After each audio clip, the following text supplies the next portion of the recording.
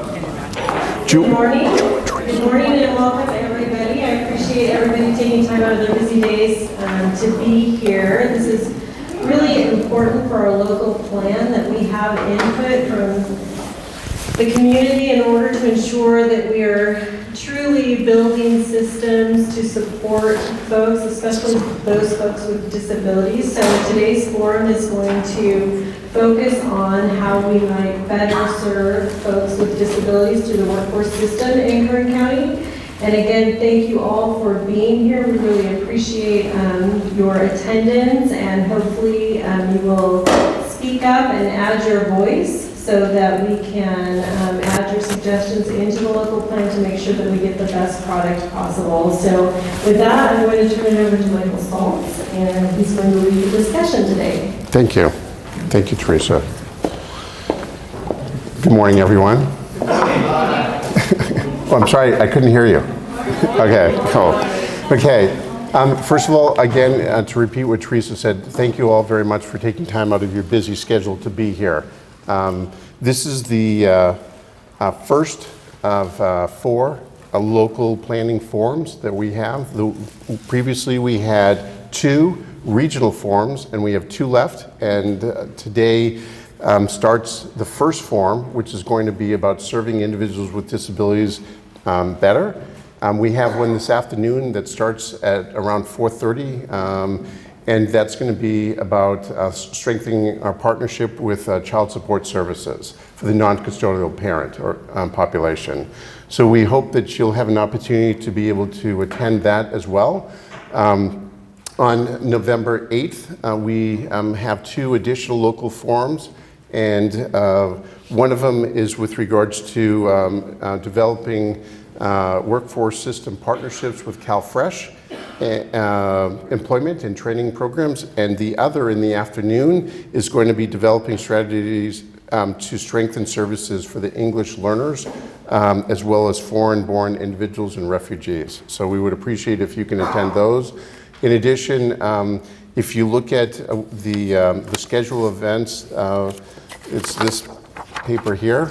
We have 2 more forums that we would appreciate your attendance. We've been very fortunate to have John Chamberlain, who's our consultant for the region, to provide services, and we're very grateful that he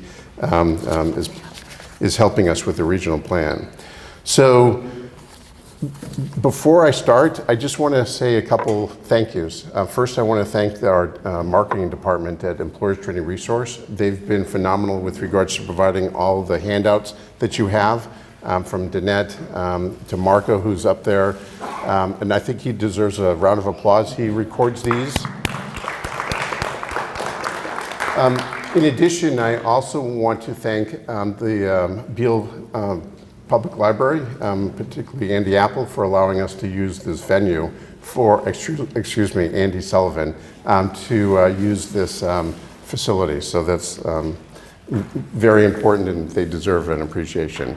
So I'm going to start first, and then Diane's going to take over. And lastly, I also want to thank Diane McClanahan and DOR for their assistance today relative to helping us with regards to our local plan. Without their assistance, this convening wouldn't have been possible. So thank you, Diane.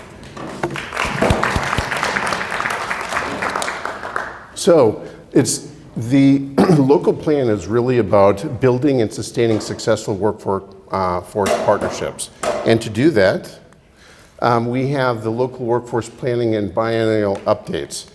And in order to do that, it's under the Workforce Innovation Opportunity Act, or WIOA as we call it, each local workforce development board was required to prepare and submit a local workforce plan to the California Workforce Development Board for program years 2017 through 2020 that was consistent with the state plan, which is the controlling state policy for the local workforce plans.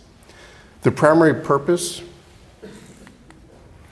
of the local workforce plan is to ensure access to workforce services at the local level, and to ensure that the services are integrated, resources braided, and supportive services provided to individuals being served with the WIOA partnership, primarily operating out of the American Job Center of California system, formerly called the One-Stop Centers, Career Centers, but potentially through other partners in the workforce as well. And as you'll know, that or you may not know, but one of our partners, WIO partners, is a department, or California Department of Rehabilitation. This afternoon is not a WIO partner, and that's Child Support Services. So we're trying to engage other partnerships to help out the workforce system. In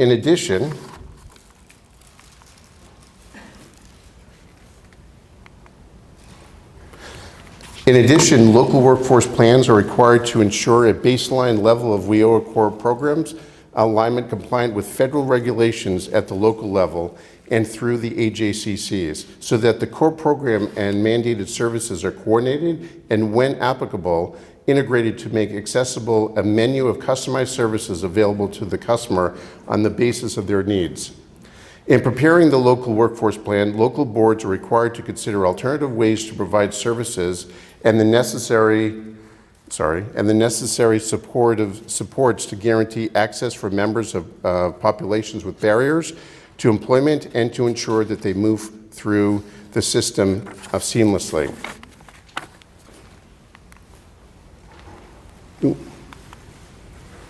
So on March 13th of 2017, the Kern Inyo Mono Workforce Development Board submitted its local workforce plan ahead of the deadline of March 15th, 2017. The state board approved the local board, or our board's local workforce plan, on September 1st of 2017. So if anyone would like to have a copy of the local plan, feel free to email me. My email address is here, but it's also on the pamphlet or the handout that you have at the very end, and I can provide that to you. Under WIOA, a biannual update of the local workforce plan is required in order to ensure the plan remains current and accounts for changes in labor market conditions and other factors affecting implementing of the plan. In addition, the state board has made changes to the state plan, which requires that the local boards update their plans to keep them consistent with the policy and direction of the state plan. So in 2019, the modifications to the local workforce plan will address the following. There are 4 mandatory topics. 1, improving services to individuals with disabilities through competitive integrated employment. And that's the reason why we're having the session today. The second, which is going to happen this afternoon at 4:30, is strengthening partnerships with local child support agencies to serve the non-custodial parents.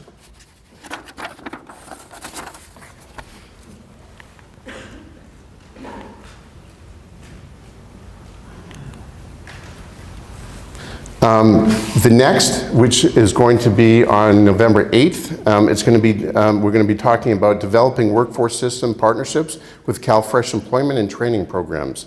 And finally, and I apologize how that came in, developing strategies to strengthen services to English language learners, foreign-born individuals, and refugees.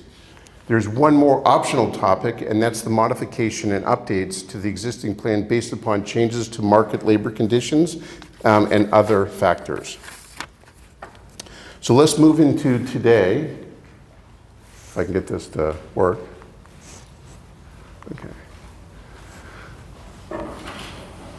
Okay, so the general background for the state guidance relative to today's convening is that the state board has entered into a formal partnership agreement with the California Department of Rehabilitation.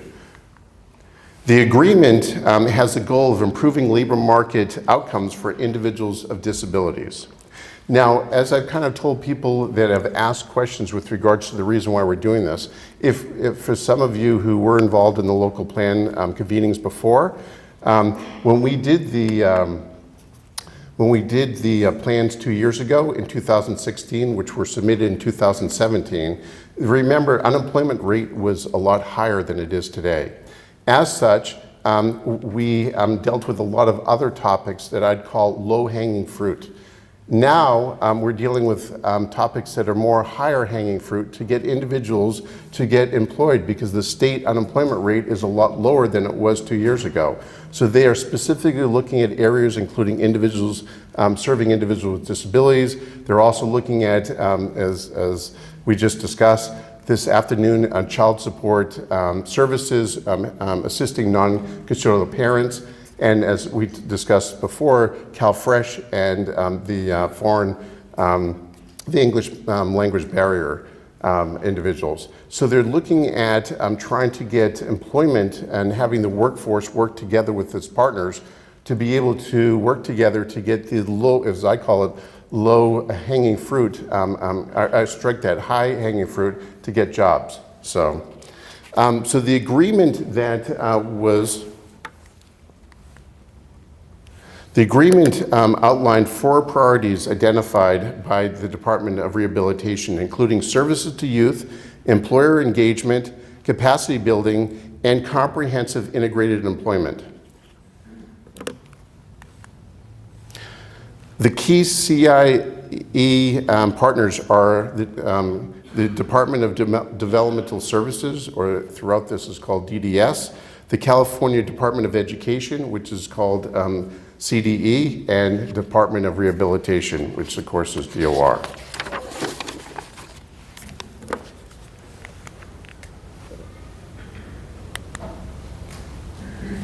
So in 2017, the CIE partners created the Local Partnership Agreement template, which they call the LPA, to help guide local educational agencies, DOR districts, and DDS regional centers in establishing agreements that work to create more CIE opportunities for individuals with intellectual disabilities and developmental disabilities. The LPA template was designed to facilitate conversations among partners that resulted in collaborative plans to assist individuals with disabilities. In 2018, the DOR partnership agreement was updated to include how workforce, DOR, and additional CIE partners would collaborate to create more CIE opportunities for Californians with intellectual disabilities and developmental disabilities. So I'm going to hand this over to Diane. Marco's going to come down and switch out the mics, but we really appreciate your input. And Diane, at the end of her presentation, we'll have some questions that we hope to get some feedback, which will be very helpful to me in preparing the local plan. And again, thank you so very much for your attending. Diane? Let's get that first.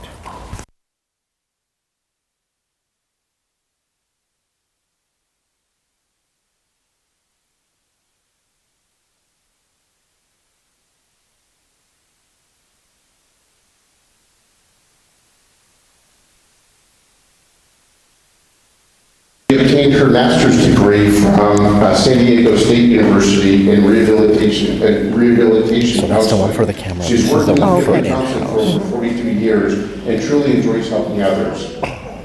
She is employed with the State of California Department of Rehabilitation as a staff service manager and has been with the department for 31 years. In addition, Diane has served as a member of the Kern Workforce Development Board on your for pocket. 10 You can years. throw it Let's inside give your an all-around pocket. applause for Diane.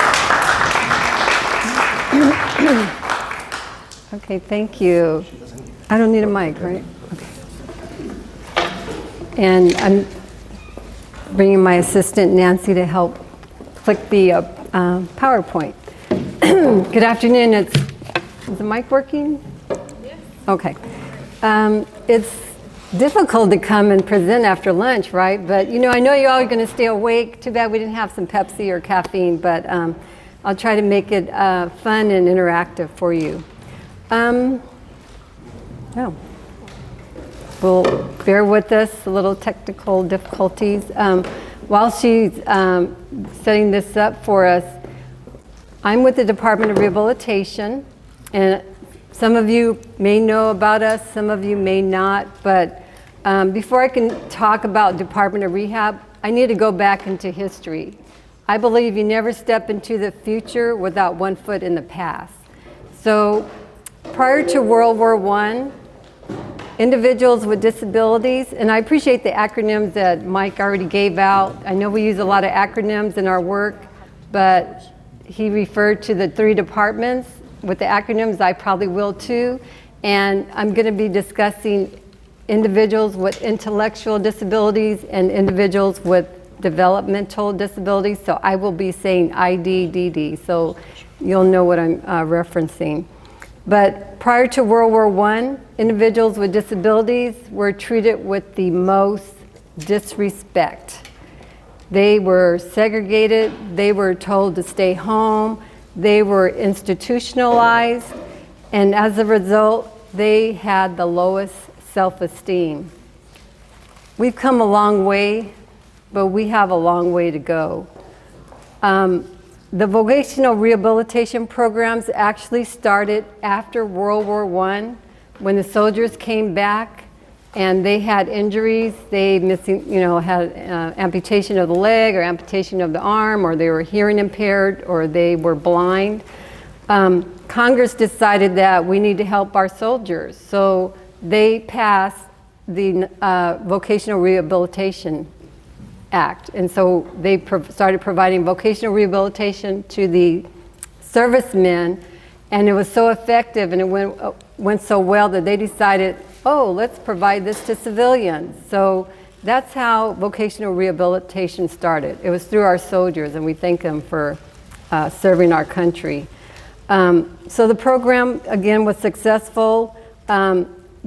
Vocational rehabilitation across the United States remains the longest running government-funded social service program ever created in America.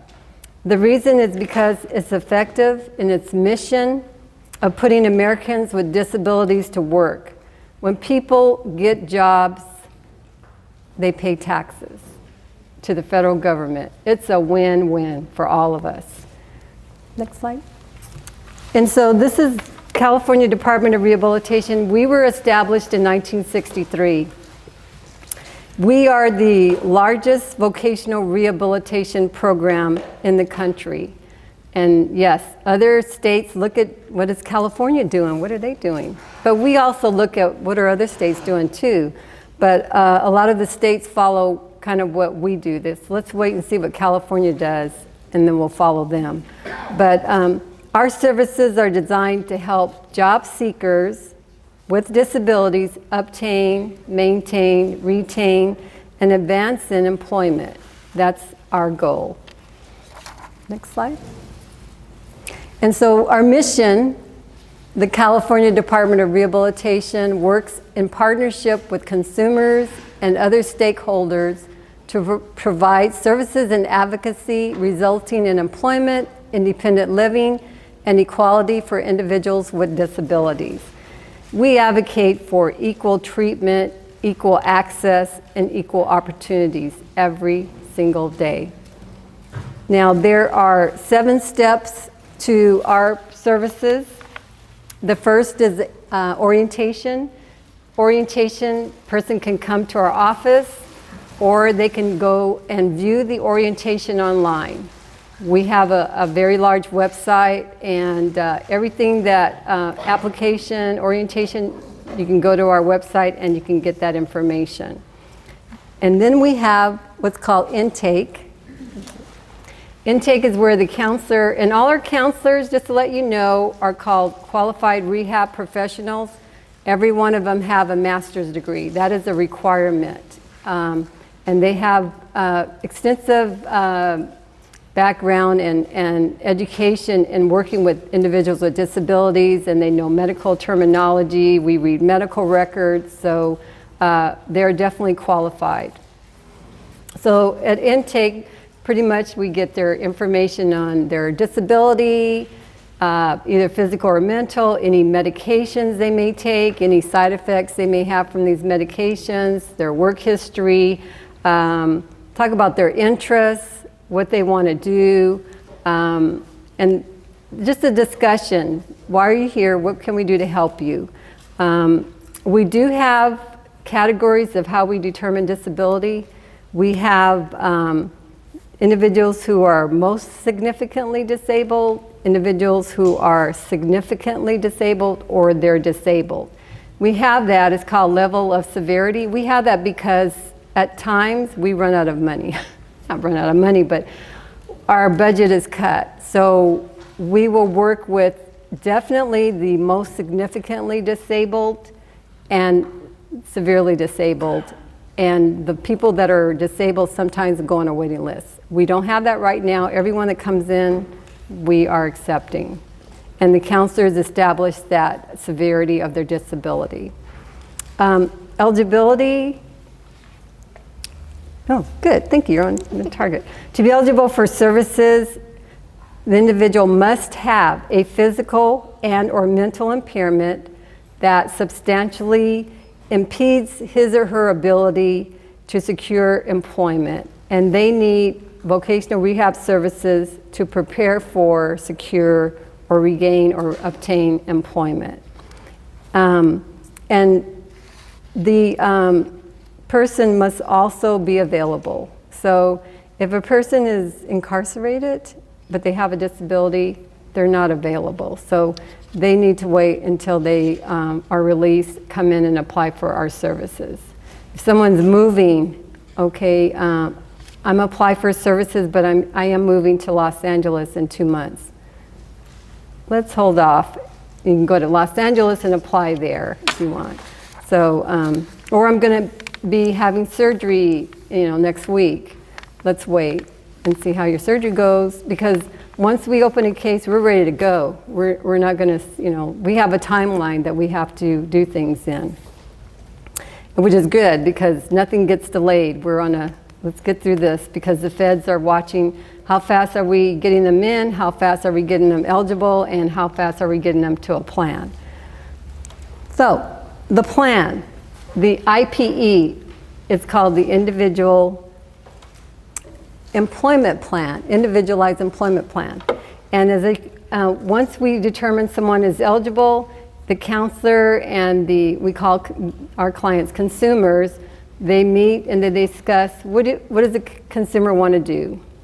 What is their vocational goal? They want to be a teacher? Do they want to work in retail? It depends on what they want to do. We inform them of opportunities, what the labor market trends are, and we let them make a decision. Certainly, if we have someone with a back impairment and they can't do heavy lifting, and they tell us, I want to work construction, we're not going to write a plan on that. We want to make sure it's a vocational goal that they physically and mentally can do.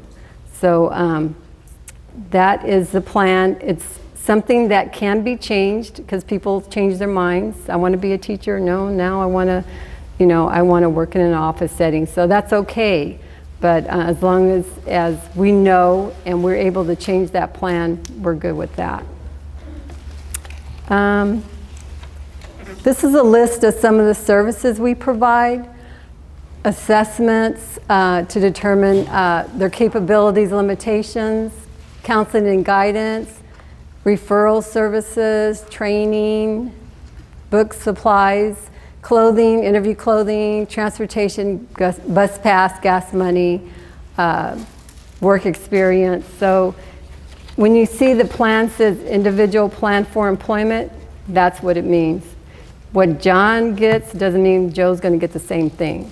It's individualized, it's based on that person's needs, and we sit down and just determine what do you need, and we look at similar benefits, what's already available in the community. So we take all those factors in. So you may hear someone say, I heard DOR gives this and that, but so-and-so didn't get it.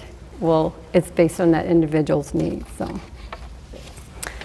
And we are so excited that we are working with students with disabilities. We've always worked with students with disabilities, but only through a contract that was called Transition Partnership Program through the high school district, but now we've expanded that. We are going into the high schools and we are working with individuals, students ages 16 to 21 who are in school, and it's exciting, it's rewarding. And there's a short little video I think I'm gonna scoot down so get out of the way, people can see. I'd like you to watch. If it'll play.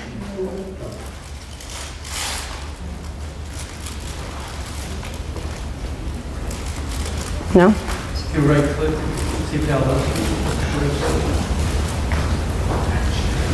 If they enable, on a button that says enable, Auditorium media, if I'm going to enable. Enable. I think it was it when we sent it. Sorry. It wasn't. You want to close the PowerPoint and then reopen it. That's why I brought Nancy. I would be, oh, I don't know what to do. Tell it enable content. Now go to that slide.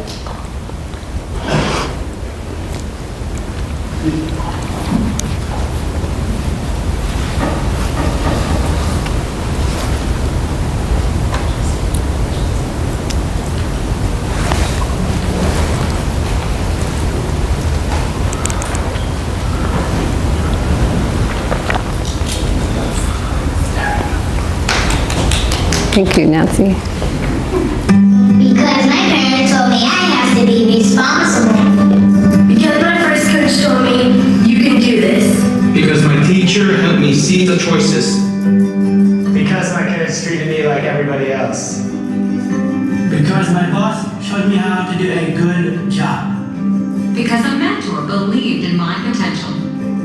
Is why I am where I am today. I'm swimming faster than I ever dreamed I could. I discovered that I could work as an artist. I led my high school team to 2 championships. I am a valuable employee. I have a career that I am passionate about. I will be whatever I want to be. What can you do? What can you do? Like all young people, youth with disabilities should grow up expected to work and succeed. For more information, visit whatcanyoudocampaign.org. So that's exciting to see youth who are, you know, they're your best employees. I mean, individuals with disabilities are your best employees. And, you know, it makes me think about the song from the late Whitney Houston. I don't know if she wrote it, but, you know, we believe children are our future. And we believe students with disabilities are our future. If we teach them well and let them lead the way and show them all the talents they have inside and give them a sense of pride to make it easier to find that job, we've been successful. So, work experience? Where are we at? Work experience, yes. So we have what's called work experience, and it provides students the opportunity to develop key employability skills, such as problem solving, teamwork, communication, and time management. The work experience placement is not intended to result in employment. We're not looking for putting a student out in a, let's say at a business and expecting the employer to hire them. We want the student to learn what that job is. Is this what I want to do? No, I don't really like that. Okay, let's look for something else. We can pay up to 100 hours of work experience, and it's not a one-time shot, so they can try other types of jobs. So if there are any employers in the audience, if you allow youth to participate in a work experience, you are supporting young people with the opportunity to prepare for the world of work. I don't know, it was on the internet, but there was a young man or a youth who went to the store. He was autistic with his parents. He never communicated with anyone but the parent. And there was a stock clerk stocking the juices into the shelves at the store. So the autistic young man walked up and just started taking the juices out from the cart and started stacking them into the shelf in the store. And the clerk just kind of stepped back and said, "Go ahead, stack it all." And so the parents felt so grateful because that was the very first time, I think he was 17, he ever interacted with anyone. And if you would have seen how he stacked the juices in that everything was lined up super perfect. And so there's the potential there. We just need to open the door and let those individuals show their abilities. They definitely have the skills. We just need to allow them to use those. So for our student services, they have to be between the ages of 16 and 21 years old, enrolled in an education program. So this includes those who are in alternative school, homeschool. All we need to know is that, one, they have a disability, and that's usually the IEP, which is through the Department of Education, or a 504 plan. That means they're a student that has a disability that have informed the high school district.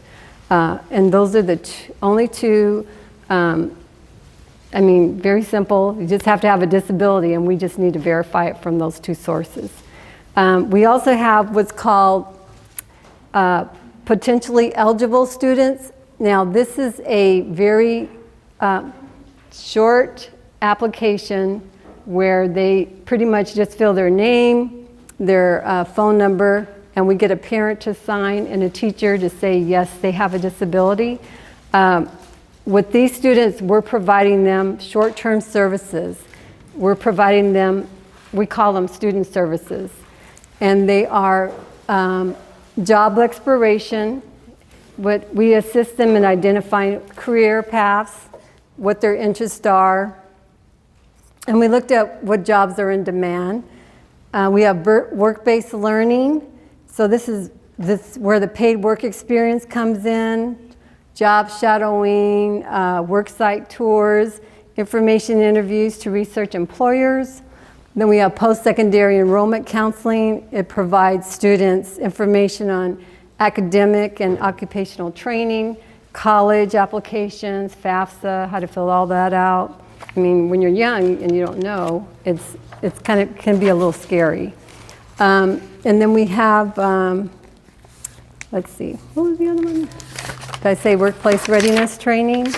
That's understanding pretty much what's expected when you go on a job, the soft skills that it took us a while to learn when we were young, you know, about getting to work on time, interpersonal skills, communicating with other staff. And the last one is self-advocacy. This is really important because it's learning about their rights and their responsibilities and how to request an accommodation. So these are the services we provide through what we call student services. What's next? Next one? Okay, so this tells you how you can, there's our address. We're off of Commerce Drive. I'll just say by the Health South Hospital. We're the next building from them. Everything, like I said, you can go online, you can call our number. If you know anyone with a disability that wants to go to work, we're the agency for them. Applications are online as well, and that's Website's right there. website www.dor.ca.gov. Okay, so next I'm going to go into what's called competitive integrated employment, as Mike talked about earlier or mentioned. It takes a village. I think we sat at the table and Maria said, it takes a village. It takes a team. It takes teamwork to make dream work. We can't do what I'm getting ready to talk about today without each and every one of you. And we're very, very thankful that we are a part of the America's Job Center, and thankful that, you know, all that you guys have done to open the doors to individuals with disabilities. And thank you, Mike, for having us here today to share what we do, and want to involve everyone here to be a part of this team. We need you all. We can't do it alone. So today we're going to take a look at what competitive employment is and what it means for individuals with intellectual and developmental disabilities, who I refer to as IDDD. We're going to take a brief overview of competitive integrated employment in terms of the blueprint, what it is, the goals of the blueprint. We will also take a look at the local partnership agreements, We'll cover how person-centered planning is incorporated in the blueprint, and we'll conclude with a look at what is possible through the blueprint for our vision for the future. So again, I can't start without going back in the past. And we'll go to the Lanterman Act. Does anyone know about that? The Lanterman Act is a California law that was initially proposed by Assemblyman Frank D. Lanterman in 1963 and passed in 1966. That gives people with intellectual and developmental disabilities the rights to services and supports that enable them to live more independently and a normal life. In addition to intellectual disabilities and developmental disabilities, the regional centers are mandated to serve persons with cerebral palsy, epilepsy, and autism. This is not a should, a must program. So I'm going to go over briefly what CIE, Competitive Integrated Employment, is, why we're doing it, and what the law is. So as you can see on the slide, the four main components of competitive integrated employment basically is real work for real pay in the real world. It needs to be minimum wage or higher. I'm not sure if you're aware of the wages for people with disabilities, but they are the one category of people who are allowed by the federal law to get less than minimum wage. We're talking like $1.50 an hour, $2 an hour. It's unfair. So I'm glad that we're making this change. So we want ID and DD individuals to have the same opportunities, the same benefits, the same wages as other people doing the similar work.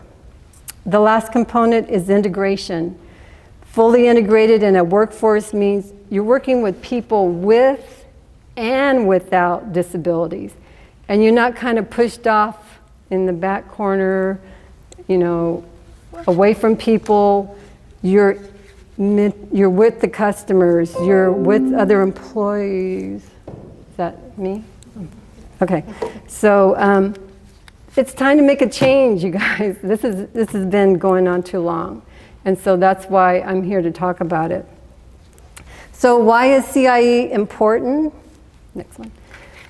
It helps people with disabilities access a greater community. It facilitates relationships between people with disabilities and without disabilities. It helps people with disabilities build self-esteem, self-awareness, confidence. It brings people with disabilities out of poverty. Do you know that people with disabilities who are on Social Security, you can't live with what they get a month. You can't even get an apartment. You wouldn't be able to pay for food or your utilities. It's just, I don't know how people that live in San Francisco, San Diego, Santa Barbara make it on the income.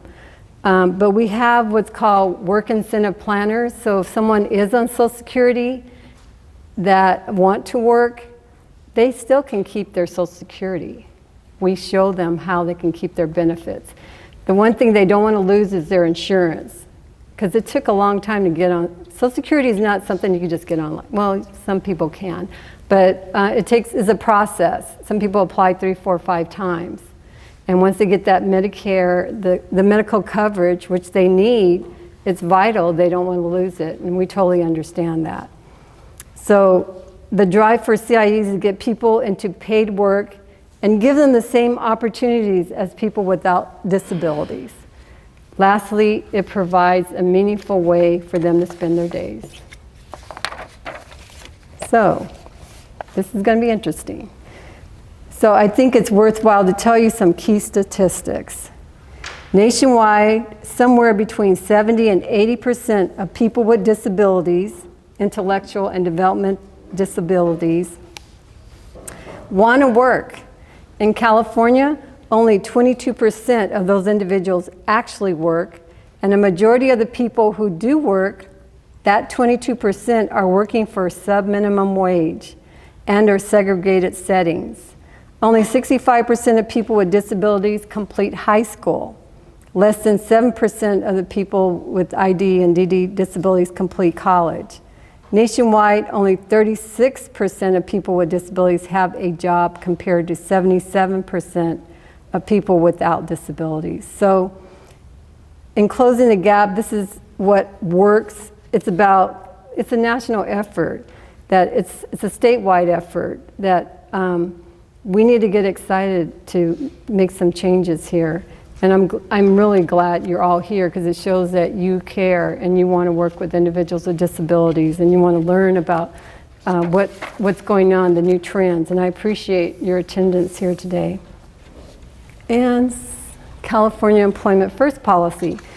So the state of California passed the Employment First policy, and it says that opportunities for competitive integrated employment shall be given the highest priority for working age individuals with developmental disabilities, regardless of the severity of their disability. That's really important, because this isn't just for people who are less disabled on the spectrum. This is for everyone with intellectual and developmental disabilities. So the definition of CIE in the law includes both self-employment and something called customized employment. This means that the application process and hiring process for people with ID and DD will be just a little bit different. Not that it's a special process, but we want to make sure that we're effective in getting the employer connected with this individual. So we may be introducing the employer in a different way, like one-on-one, instead of having them go on the individual go online and apply like everyone else. So we're going to have to make some different efforts to get the individuals to get employed. And I think if we all do this together, we will be successful. So please, please open your doors to the individuals with disabilities. You will be more than pleased. So I think Mike talked about WIOA, and we were told not to use the term WIA because it's offensive for the Native Americans, so we refer to WIOA. But it does provide major updates to the workforce development system, the rehab system, and the law prioritizes and increases employment of people with disabilities in CIE, and sets out very clear statutory goals to limit the number of people working at sub-minimum wage. Another thing that's happened, and this is probably a lot of information, but it's important because the Medicaid home and community-based rule, well, by 2020, the federal government is no longer going to pay for segregated settings. So all the residential programs, day programs, and employment shelter workshops will no longer be funded by the federal government starting in 2022. That's substantial, because these are the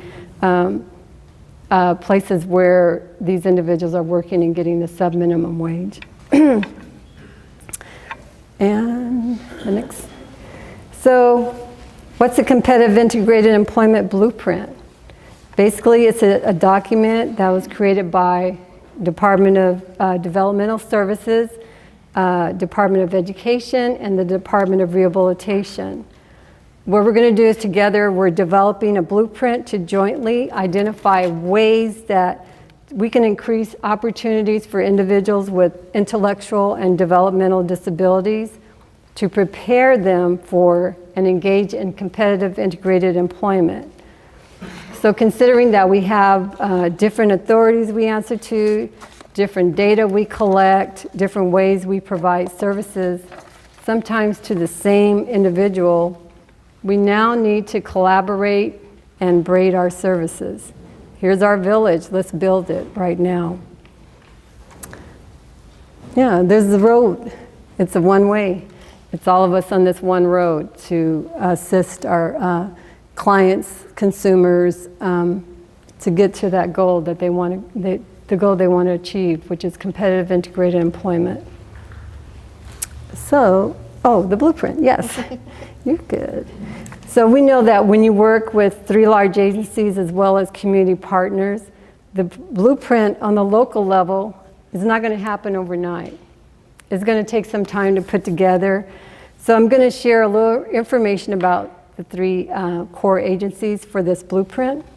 And the first one is the California Department of Education. I'm sorry, I keep bumping the microphone. They provide leadership and policy direction for school districts, special ed programs, and services for students who have disabilities. They work from ages newborn to 21 years old. Special ed is defined as specifically designed instruction and services and it's no cost to parents to meet the unique needs of children with disabilities. So that's the Department of Ed. The next department is the Department of Developmental Services.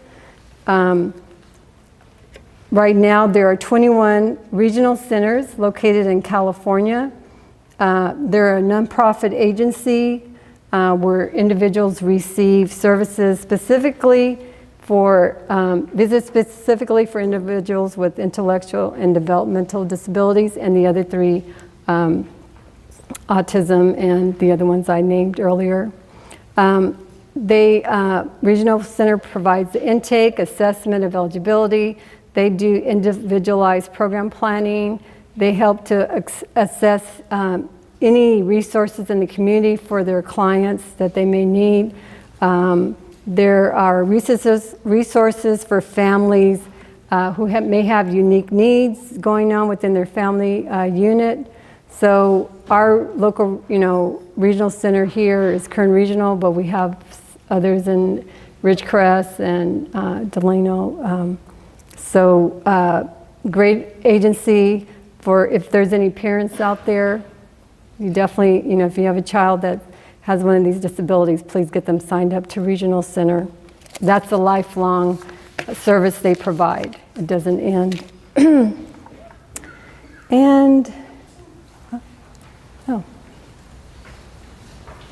California, how did we get, California Department, I'm thinking, did I start over again? See what happened when you have lunch. Thanks, Mike, for that lunch. So since I already talked earlier about DOR, I still want to go over again the 5 services that we provide to students and to individuals with intellectual and developmental disabilities. Again, the job exploration, where we assist them, identifying careers, work-based learning, post-secondary enrollment, workplace readiness, and instruction and self-advocacy. I keep bringing that up because these are key. We must provide these 5 to individuals with intellectual and developmental disabilities when they come in our office. There's no maybe, you should. It's a must. It's mandated by the federal government that we discuss these 5 services to the individual. And we have them sign a form saying they receive the information and they keep it as a certificate. So. And Department of Rehabilitation, we provide what's called supported employment. It's been around for decades. It's where we put individuals out to work and they have a job coach with them. And our goal is to get the job coach time minimized so that individual can end up working on their own. And so I see my subject matter expert, Greg Thornberry, here, over close to 30 years working in the supported employment. He's one of our qualified rehab counselors here. And thank you, Greg, for being here. So that's pretty much what we do with DOR. But everyone has to have goals. Everyone has to have a plan. How we're going to do this, right? So we have 3 goals. And the first goal is to improve collaboration and coordination between the 3 departments to prepare and support all individuals with ID and DD to choose competitive integrated employment. We want them to say, I do want to work, I want to get out there. They've been told, let's go to this day program, but let's give them an opportunity. They do have a choice. They may not want to go and work. That's their choice, but Those that want to, and we saw the statistics of who wants to go out to work, let's give them that opportunity. And then goal 2 is to increase opportunities for individuals with intellectual disabilities and developmental disabilities who choose CIE to prepare for and participate in the California Workforce Development System to achieve CIE within existing resources. And goal 3 is to support the ability of individuals with IDDD to make informed choices to adequately prepare for transition to and engage in CIE. So, local partnerships. The LPAs, or local partnership agreements, are basically like a tool for collaborating so that we all are on the same page. And I'm talking about the agencies, the 3 main agencies, but not just them. AJC, all the core partners are BC, Cal State, PathPoint, Goodwill, ETR, everyone out here, EDD, DHS, we all need to work together. So how do we move an individual from sub-minimum wage to a living wage? Well, that is why we have 3 agencies and we want as many partners to join us. And AJC is already, and thank you Mike for coming to the meeting. We had a planning meeting to develop this local plan agreement. It's a work in progress. And again, we want community partners. We need you there. We're also working on an effective referral process. We know that disability sensitivity training is needed as we move forward. Some agencies have never worked with individuals with disabilities. That's okay, because the Department of Rehab can assist with training. We can come in and help your staff to understand and know how, get rid of those myths. I think people think when they say hiring someone with a disability, they think accommodations. Oh, it's going to cost a lot of money. No, very minimal. $100 or less is usually what accommodations cost. So yes, DOR is taking the lead in providing the AJCs and community partners and business partners or business employers training on working with individuals with disabilities. I think right now we have some trainings for set up from DOR to provide to the AJC staff and anyone else, and Michael will go over those dates, but we have a windmills training, which is really a disability awareness and etiquette training. Please come to that. We have a working with individuals with hidden disabilities training, which includes mental health disabilities, consumer self-disclosure and related barriers training. Please come because, thinking back, when I first heard about Department of Rehab, I thought, drugs and alcohol program? No. We work with people with disabilities. And, I didn't know a lot about working with people with disabilities. 31 years later, I love it. It's a passion. I still am energized and still want to help. So once you get rid of those myths and fears, you open your doors. You really will. And also we've done a few things for the AJC. I keep saying we are a part of AJC. And so I see EDD and Department of Human Services. We're the core partners with ETR. And when they opened their doors and we became AJC, we wanted to make sure that all the AJCs were ADA compliant. And thanks to Teresa and the help of Mike and their staff, we were able to come in and provide some, training and then look and see what was needed. Assistive technology, everything is set up. So if someone goes in there that's visually impaired or hearing impaired or with a physical disability, they will be accommodated. They're all set up, all the AJCs, and I want to applaud you guys for that.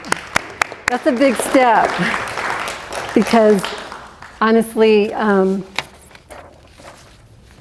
traditionally, when people, and I'm talking back in the day, would go knock on other doors, they were told, wrong door. go to DOR. So we don't want that to happen. We want, when someone knocks on a door, you open it and you say, come on in. And if you can't provide the service, you're not leaving here. I'm going to send a referral to, and I'm going to follow through with this. Because just imagine someone disabled struggling on a bus to get to this place, to only to be told you're at the wrong place and sent out the door. So let's all work together. This is a village we're building, you guys. And so we also had training on, I already said that, deaf and hard of hearing. And Kern, Inyo, and Mono counties, not just Bakersfield. We serve, AJC is in all the counties that I just mentioned. And we're just very proud to say we are partners in helping individuals with disabilities. And where are we at? Because I'm losing my voice. So the core partners are the local education agencies, Department of Rehab, Regional Center, Department of Education, America Job Center. They've been invited to the LPA meetings. They've been attending. We hope to have other community partners as well as business partners. This plan, we haven't developed it. We're working on it. And again, as I said earlier, it's a work in progress. As you can see, this is some of our village here. We can't do what we do alone. Look, these are all partners we work with. They help us to be successful, and we in turn help them. So, we can't be, what is the term, stingy? Share. Let's all share. Share our knowledge, share what we do, continue to build that village. Because this is what the feds want.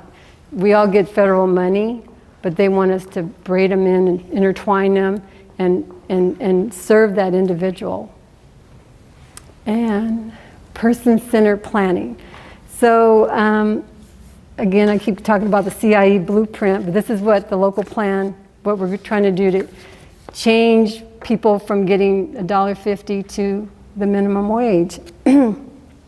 So the CIE blueprint was developed using a person-centered planning concept embraced by the 3 departments to describe innovation, what is working, what is possible, in creating an individual's pathway to competitive integrated employment.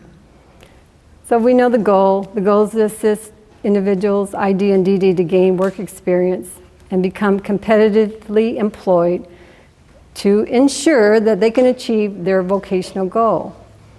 So it's important that you know that each department has a commitment that individuals we serve will be the focus, and their individual features are what is important to us, not just implementing a document, because we have to, or achieving a particular number outcome, because we know we all have numbers too to meet, but really making sure that the needs are met for every individual that we meet.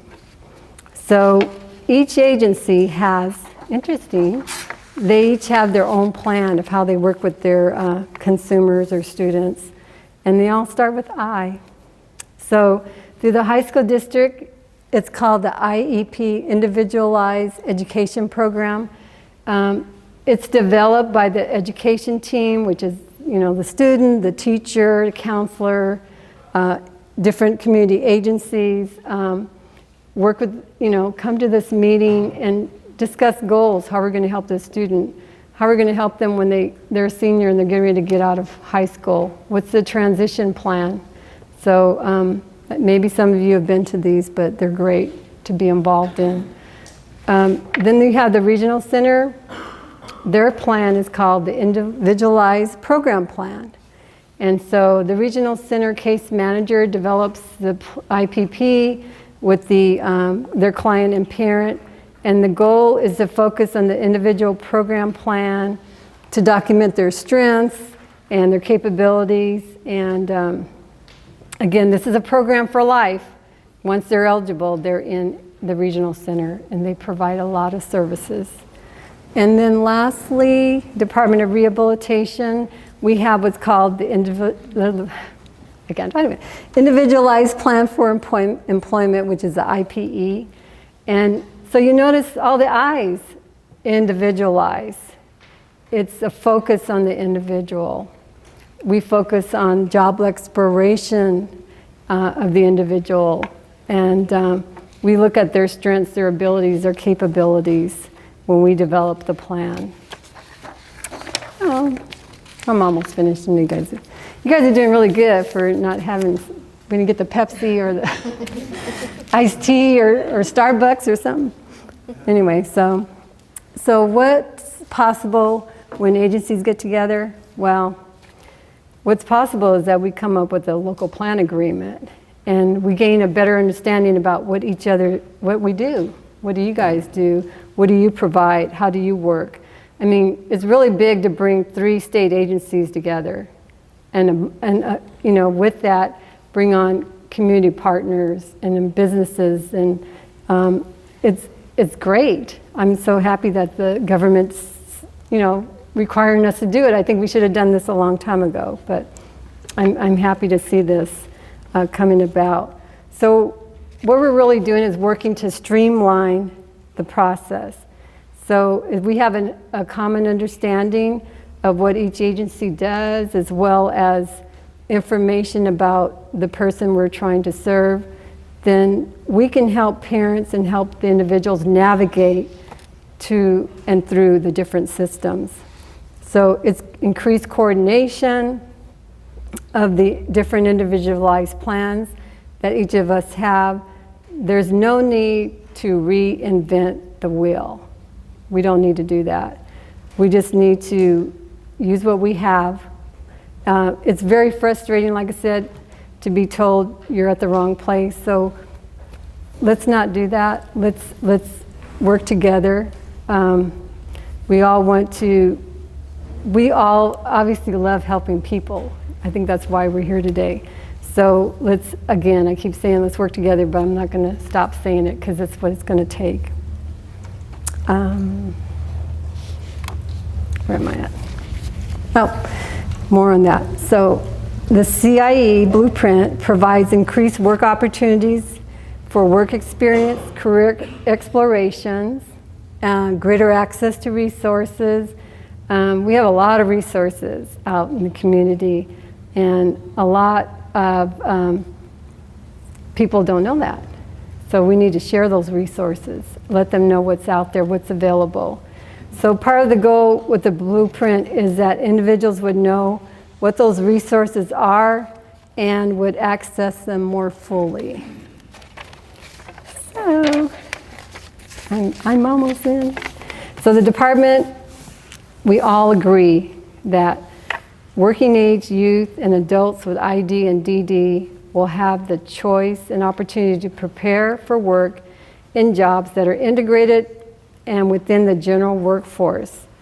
We want them to work side by side with coworkers with and without disabilities. We want them to earn benefits and competitive wages or income from either employment, self-employment, or micro-enterprise, and to have opportunities to prepare for or achieve professional and career advancements. Thank you.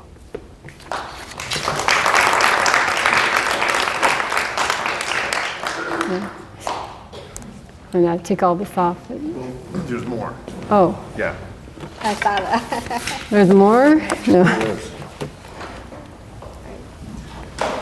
So the purpose of this is not only for you to, thank you very much for attending, the purpose of having this meeting is to get input from all of you. That's what the local plan is all about, is learning what our partners do, but also getting feedback as to how improvements can be made.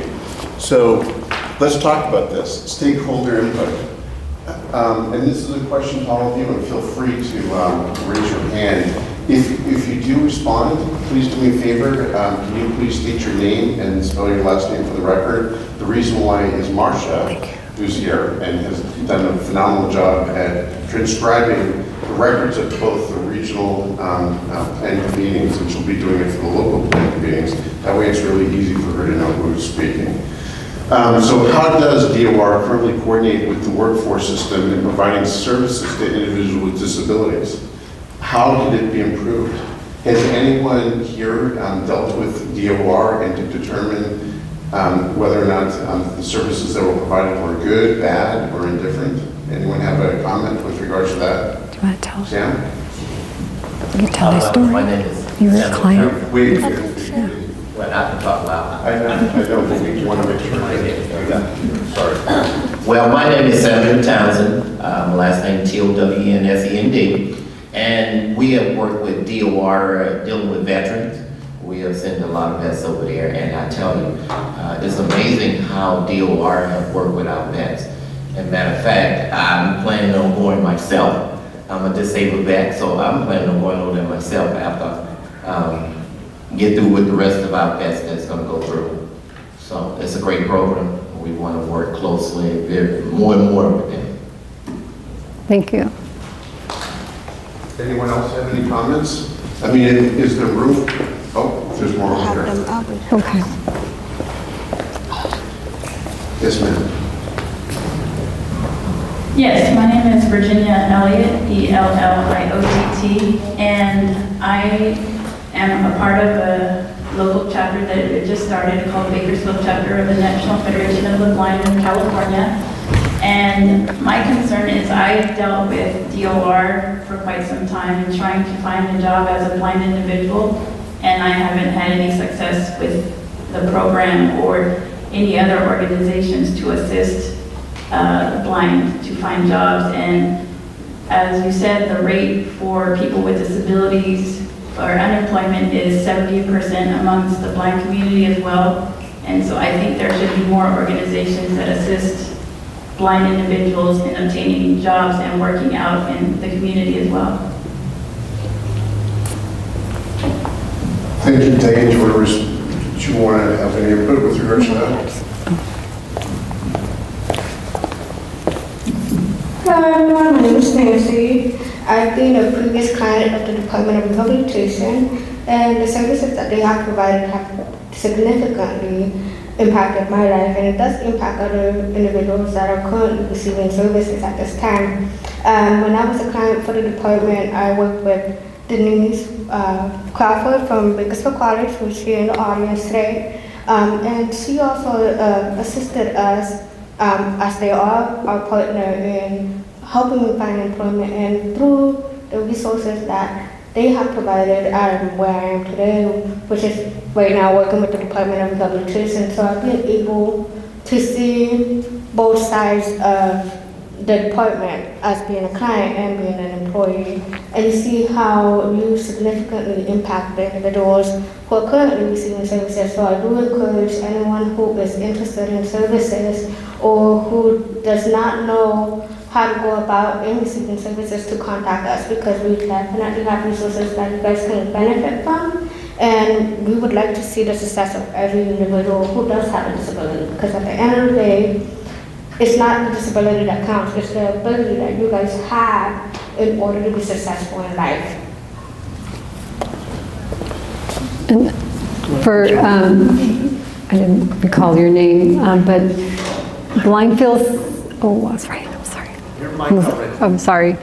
Blindfield Services is probably the services that you're receiving from the Department of Rehabilitation, and they're part of DOR, but a little bit separate. So I will bring that to the attention of the manager, that your concerns, and I will definitely relate that information. Are you working with anyone right now? Are you in school or just looking for employment? I'm currently looking for employment, and I'm working with DOR, but I haven't. I've been trying to work, with them for years and haven't had any success. And so I've tried to find other organizations that will assist in finding employment locally, but haven't had any luck in that department. But I also am a part of the National Federation of the Blind, and they also partner with local communities and to assist with helping individuals find employment who are blind. If after the forum, if you and I can talk one-on-one, that I appreciate that. Thank you. Hi, my name is Denise Crawford. I'm supposed to spell it right, Crawford. Yeah, I was coming today, and actually Virginia and I had an appointment. I said, hey, why don't you come with me? Because she's an awesome advocate for herself, and has been trying to, do you mind if I talk about it? Trying to move out of California because she keeps hearing about all these great programs in other states. So I said, hey, you should come and find out what, how we can improve things in California, because she has a lot of great ideas. So I think that that's one key thing when somebody has a disability, that they can advocate for themselves, speak it for themselves. So glad she's speaking up. Thank you. Any other individuals? Yeah.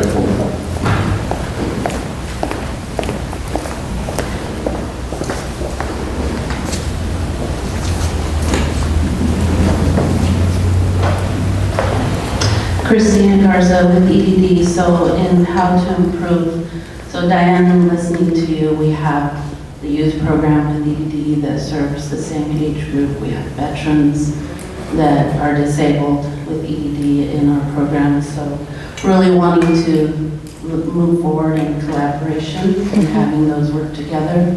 And then we also have the Employer Advisory Council with EDD. I think you'd be a great speaker or someone from, to speak on those myths for employers, so that we have employers that are ready to hire and, get rid of those myths like you talked about. So how it could be improved, there's a lot we can do. Absolutely.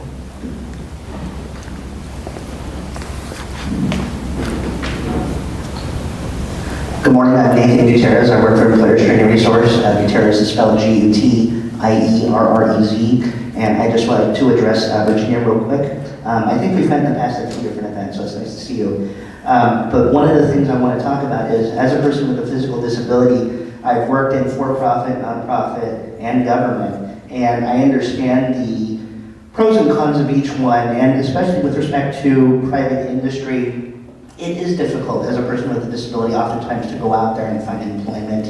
There are different expectations. There are different challenges, and there are a lot of great things as well. But one of the things that I had considered for many years, primarily because of my dad works for the city of Los Angeles and has for 36 years, was government work. And it has been a great opportunity for me, and working with ETR, I've been here actually 4 years this month. And this has been my longest job in my career. And I have to thank, Teresa Hitchcock and the rest of our team for giving me the opportunity to be here, because this has been a place for me to actually use my skills and my experience, both as a person with a disability and the skills that I bring otherwise, to help people with disabilities and people who are looking for work in general. So, Virginia, for you specifically, I would suggest that maybe you look into city, county, state, federal government jobs, because they are less likely to discriminate people with disabilities, and there are more opportunities out there that you can utilize, whether it's respect to working with people with disabilities or otherwise. And I know that you're very skilled, you have a lot of great knowledge, background, and you speak very well. And so I would encourage you to keep looking, don't give up on that, because it is possible. Anyone else? So why don't we move on to the second question. How does members of the CIE Blueprint collaborate, and how can it be improved? And for locally, the members include Kern High School District, Kern Regional Center, and Department of Rehabilitation. Does anyone have any comments of, was this the first time that you've heard about the CIE collaboration? Is there suggestions on how they can improve it or make it better, or Can you repeat who is on the collaboration, please? Sure. It's locally, it's Kern Regional Center, it's Kern High School District, and it's Department of Rehabilitation. What's the point of the? Please repeat the question. Oh, I'm sorry. The question is, I apologize. Hi, thank you. I'm Dr. Terry Goldstein, that's Goldstein. I am the Director of Disabled Students Programs and Services at Bakersfield College. So of course, then I'm thinking, how does the college and our workforce training fit in? So what we're, well, you tell me. And so the way we want to collect, is this question B? Yes. We're answering, okay. So the local plan agreement, basically what it is it's a plan with those 3 agencies that he talked about, but also you, BC, Cal State, ETR, everyone in this room coming together to see how can we help individuals with intellectual and developmental disabilities obtain, maintain, retain competitive integrated employment so that they don't work and make $1.50 an hour or sub-minimum wage. So it's a plan that they have the 3 large state agencies, to be the head leaders of it, but we want everyone here to be a part of it. The high school districts is the lead, we're not, but, and his name is Chad Blaine. So when he sets up the next meeting, and definitely we will invite those who are interested, I think the more, the better, because as you probably, sorry Terry, you came a little late, but we are the village and we need to make this village grow because all of us working together will accomplish the goal and meet the goal for the individual. We can't do it alone, so yeah. We'll let you know. I don't know when the next meeting is because I'm not the one, the coordinator, but when Chad Blaine lets us know and those who are interested, let me know. We'll get the email out to you. Any other comments? Wait. How often are the meetings? We've only had a few, so we got to get with Chad, and we need some more meetings. They're not often. So you'll be sharing that with the partnership? Yes, so I will definitely want the partners there and anyone else interested to be with us on this plan. It's a local plan. That means everybody local. We're all local. This is Bakersfield. This is Kern, Inyo, and Mono counties. We all serve those areas. So that's what when I say local, I don't mean Bakersfield.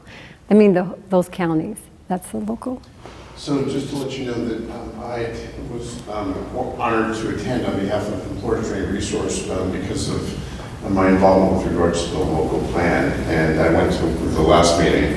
And they are actually in the preparation of preparing the plan itself.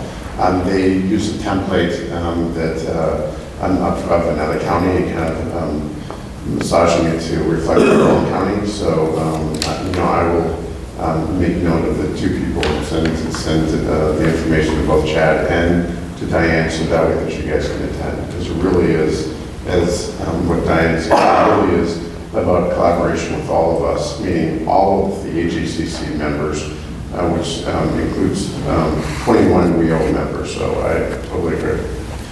Any other comments with regards to that question? The next question is, what level of staff support is necessary to achieve collaboration goals relative to both the workforce development as well as the CIE blueprint? Anyone have any thoughts with regards to that? Okay. Megan Gutierrez, analyst and disability resource coordinator at ETR.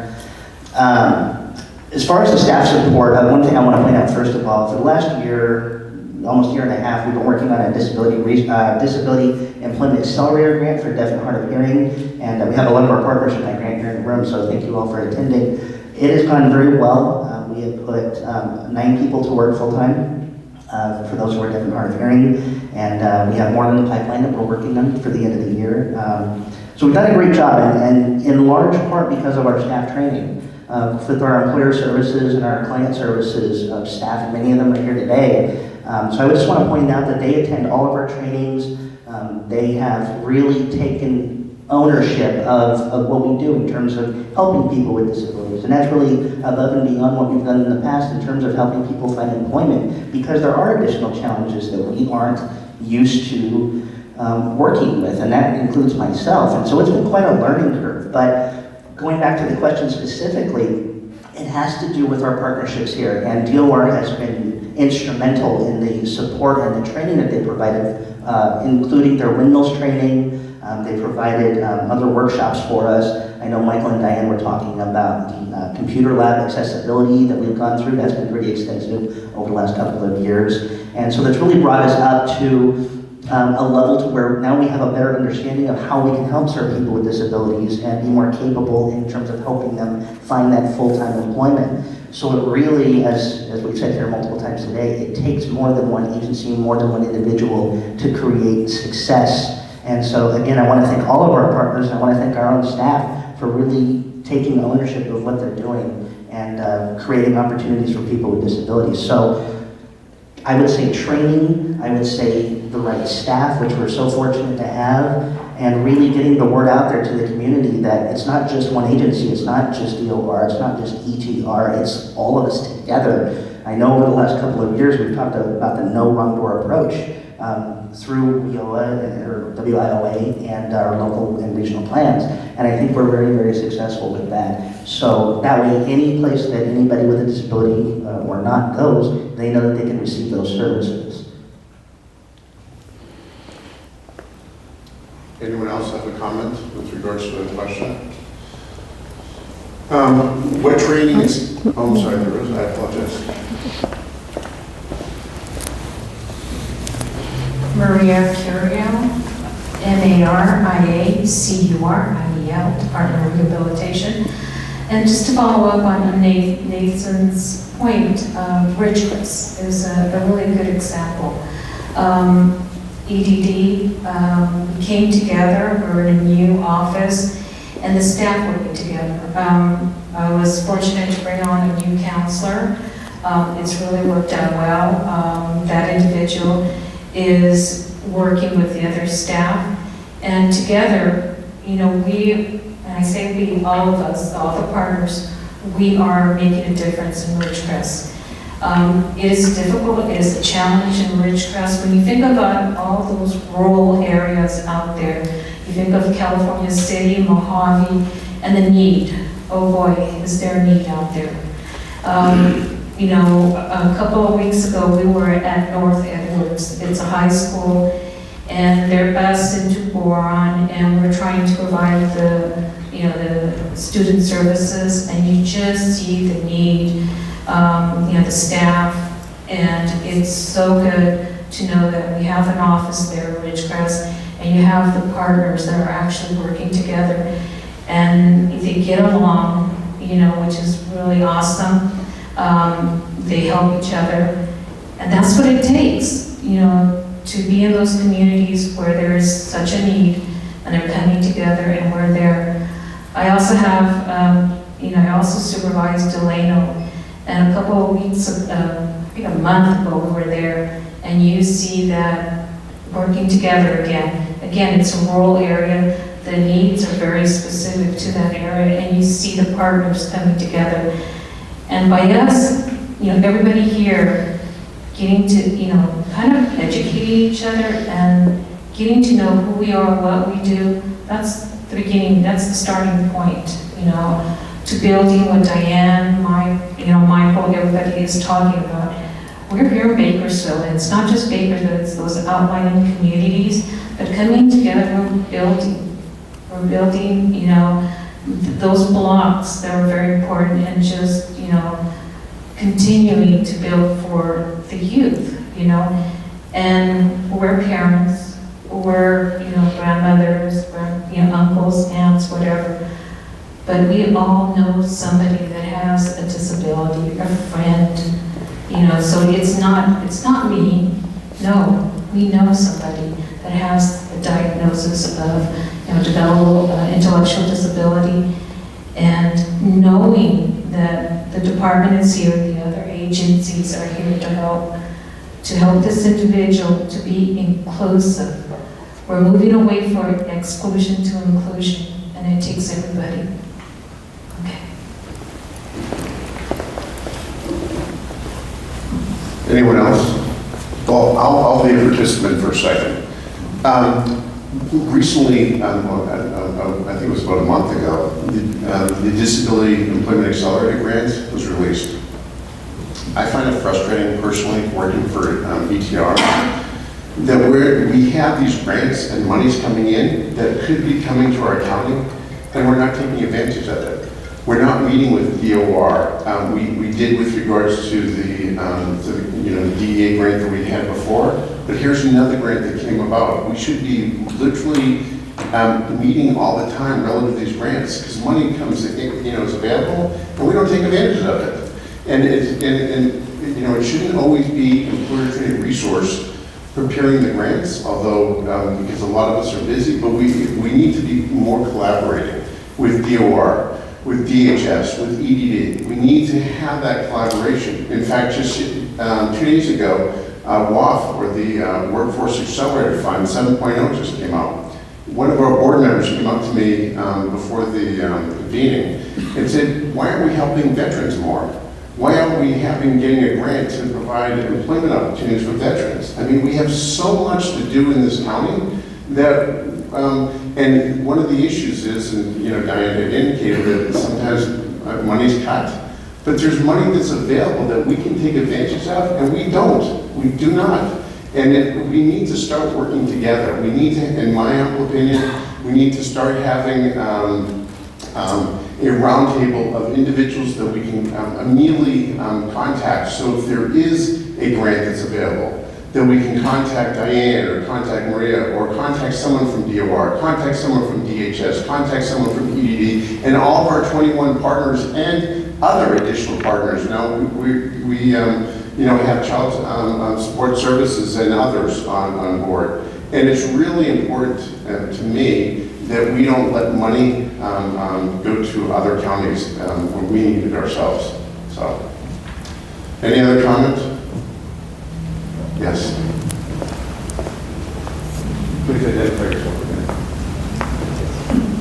Christina Garza with EDD. So just in line with what you said, Michael, I was thinking in my head and I already wrote down 2 people from EDD that I'm going to have assigned for things like this, working with people with disabilities, questions that come up, grant opportunities.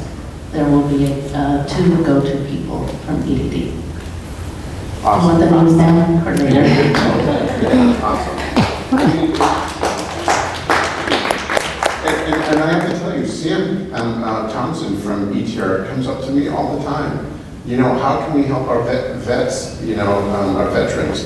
Let me tell you something, Veterans Day is coming up in a couple of weeks, and they serve our country. We should be serving them now when they need it most.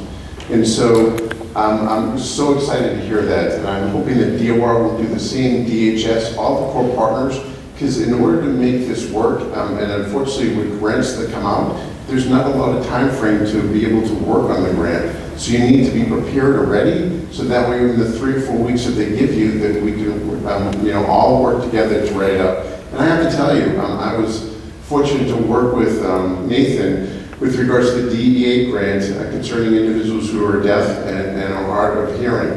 And it worked like clockwork. We all met together. We had, but we were prepared for it. We literally met before the grant came out.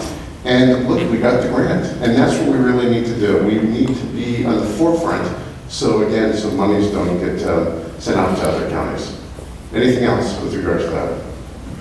So last question, what training and staff development is necessary to achieve collaboration goals? Is there additional training? Teresa. Teresa Hitchcock, HITCHCOCK,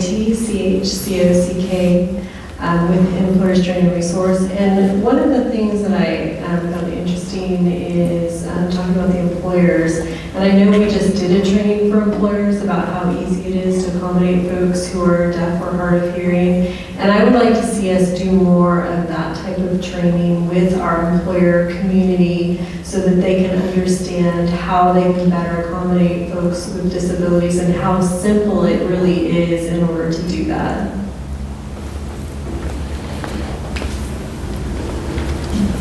Anyone else? Nathan? If you could, Terry, Gutierrez from ETR. This is not quite answering the question, but it's more of an addition.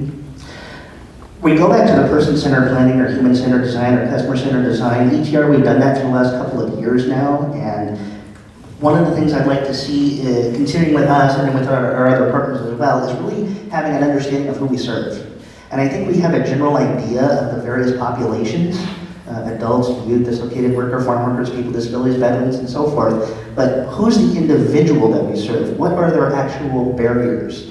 What are their strengths? What are their weaknesses? Where do they want to work? Where do they not want to work? We recently had a staff training in the last week that talked about some of those things on an individualized level. So why don't we, instead of just looking at the groups, why don't we look at them as individuals more often? And I know there's so many variables with individuals. I mean, there could be literally millions of them.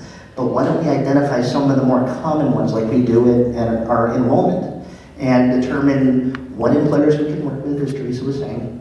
Why don't we look at some of the common trainings that we can send people to, and really focus down to a smaller level as to how we can help people instead of grouping people. I know as someone with a disability, it's, well, you know most so-and-so because you have a disability. And I'm sorry, it tends to be a little offensive at times because, believe it or not, I don't know everybody in a wheelchair, and not everybody knows me. So I think we can do the same thing with our training and our staff development. Again, one more time, I want to praise our staff. They've done a phenomenal job. But I always think there's room for improvement. That's with us and that's with our partners. So let's look at people as individuals and not as groups.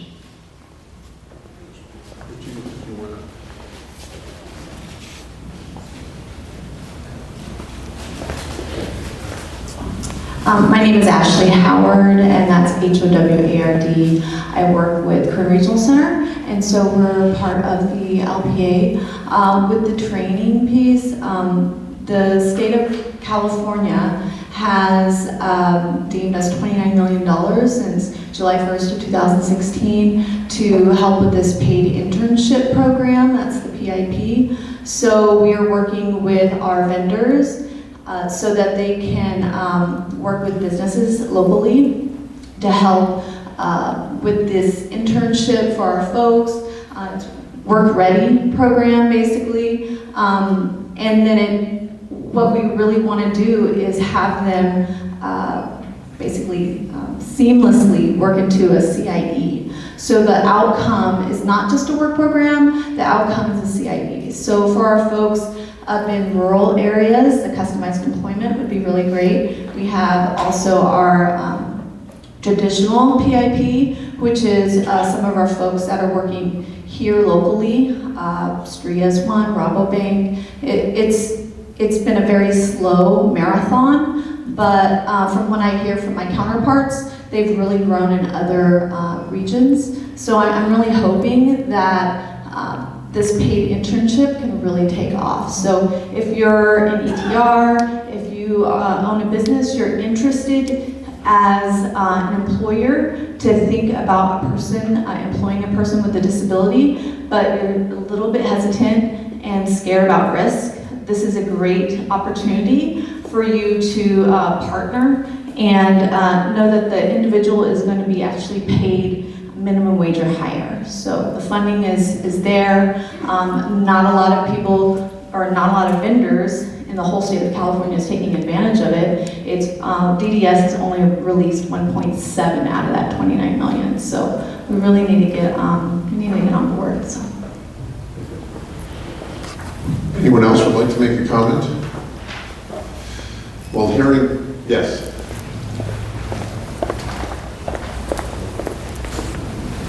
Teresa Hitchcock with Employers Training Resource again.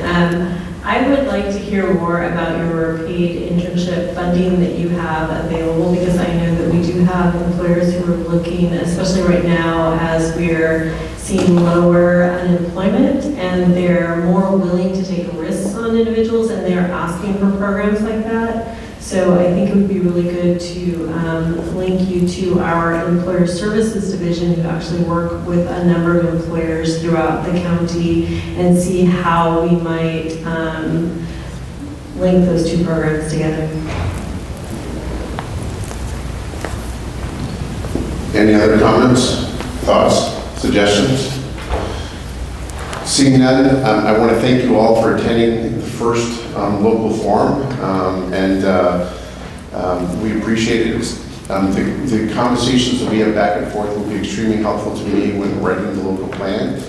As I indicated earlier, we have one this afternoon with Child Support Services, and in fact, Stacy's here, kind of like listening to see what the format is. She'll be prepared, and we hope that you'll be able to attend this evening at 4:30. Again, thank you very much for being here. Thank you, Diane, for all your help. Thank you.